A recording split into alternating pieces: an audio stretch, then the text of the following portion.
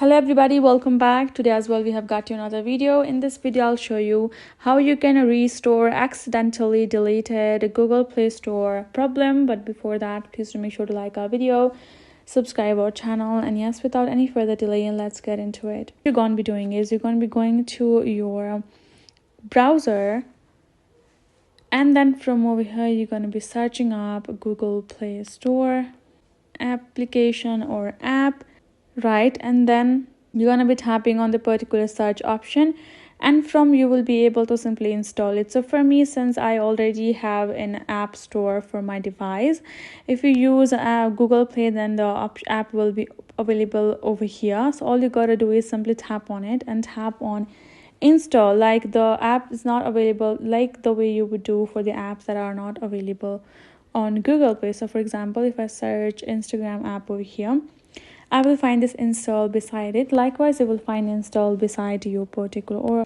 like the Google Play of yours. You can simply tap on it and tap uninstall the Google Play Store again back in your mobile, and then you can reinstall it likewise. So that is how easy it is. Hope this video helped.